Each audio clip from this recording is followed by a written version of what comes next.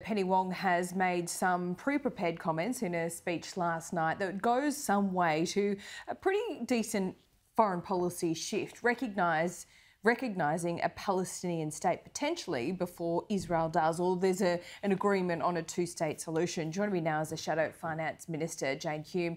Thanks so much for your time, Jane. We just spoke to Alex Rivkin, and he essentially said he knows where Penny Wong is coming from, but now's not the right time. Well, certainly this does seem to be not just a unilateral move by Penny Wong, but also a premature one. There is no way that a two-state solution is possible unless there has been an assurance of security and confidence that those two states can live safely. That simply doesn't exist right now. More importantly, it has to be done with the consent of both of those states, one of which is Israel. And Israel, of course, are still in the middle of a war with Hamas, trying to eradicate Hamas, which is a terrorist organisation that still has over 150 Israeli hostages and is hiding those hostages along with the terrorists amongst civilian infrastructure and indeed using civilians as human shields. Surely, before we start talking about two-state solutions, we need to solve the problem that is at hand.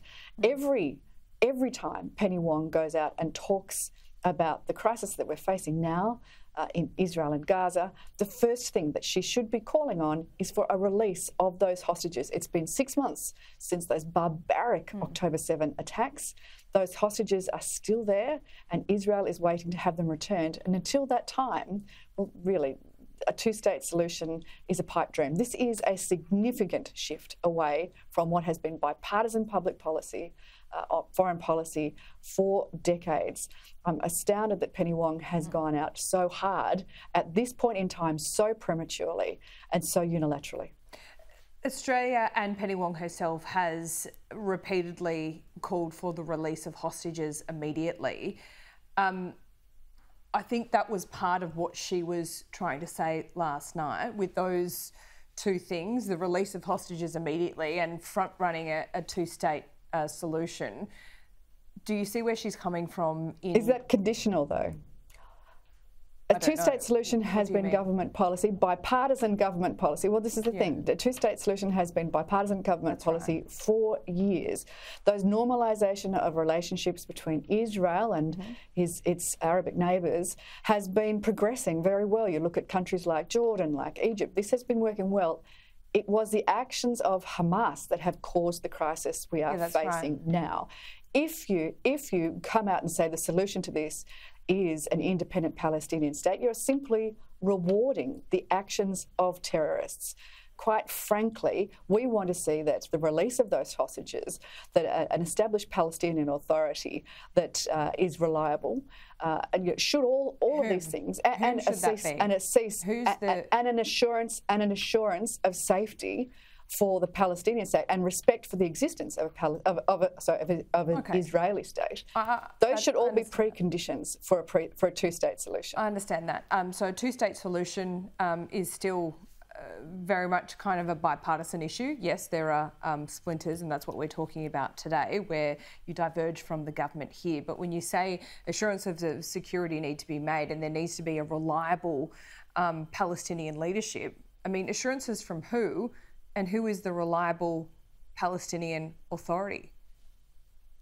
Well, that's a very good question, isn't it? Because right now, Hamas is the ruling party in Gaza, and Hamas is a terrorist organisation. Yeah. Israel want to see the demise of Hamas, and so well they should, because unless that is the case, unless there is a governing authority that respects Israel's right to exist, well, then there can be no two-state solution. Well, how does, to play devil's advocate here, I mean, we've heard from Netanyahu just yesterday that he is planning an invasion of Rafah.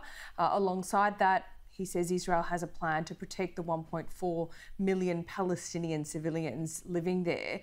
When you are under the threat of invasion, and yes, Hamas is still operating, trying to inflict damage on Israel, when and how does a new Palestinian leadership form, and what outside assistance is required, like from Australia or America? That is a very good question, and probably one that we cannot answer yet until Hamas has been defeated. And that is Israel's objective. What does of defeat course, look we like, want though? to see an end to the bloodshed. Of course, we want to see an end to bloodshed. We want to see the end to the unnecessary loss of life. But we have to keep reminding ourselves that this entire situation was caused by Hamas. It was caused by those October 7 attacks, those barbaric attacks, and the fact that there are still hostages being held in Gaza that are being hidden behind human shields, civilian shields, inside civilian infrastructure. We have to keep reminding ourselves of that Israel is trying to get to a stage where it has the right to exist securely and peacefully within its own borders. And until that happens, a two-state solution, and to start calling for a two-state solution, is simply rewarding bad behaviour of a terrorist organisation, an organisation that we have said that there is terrorist. She wasn't putting a time frame on it. Well, she didn't. Neither did she call for the release of the release of hostages as the number one priority. She's talking about a two-state solution as the solution to the conflict in the Middle East. That cannot simply be done, at the click of her fingers. And not only that, it would be very bad to do so. Israel does have a right to exist. It is a liberal democracy that has been an ally of Australia for many, many years. And quite frankly, if I were part of the Jewish Australian population, I would be profoundly disappointed and indeed astounded that this new stance of a Labor government has come to the fore now, because before the election they said that there was no daylight between the coalition's policy on Israel and the Labor government's and the Labor's policy on Israel. And now that seems to have shifted. That is a significant move away from a bipartisan approach to foreign policy. As this war rages on, there has been a shift, I think, in the psyche of Australian people, keeping in mind that I speak to members of the Jewish community all the time, and they say, yes, there has been a rise and it has been sustained of anti-Semitic behaviour. Is it important at this point, Jane, to make the distinction between anti-Semitism and criticism of Israel? Oh, I think that has been important from day one, but neither should we ever tolerate anti-Semitic behaviour within Australia. And at the same time, neither should we constantly qualify condemnation of anti-Semitic behaviour by adding or Islamophobia on the end of it. They are two very separate issues right now. We've certainly seen that play out in my home state of Victoria, where Jewish Australians are living in their own communities in fear. That is entirely unacceptable, and they are being specifically targeted. That's not Islamophobia. That is directly anti-Semitism. There is no two ways about it, and it is entirely unacceptable. Jewish Australians have the right to live peacefully here, just as Jews in Israel have a right to live safely in their own country.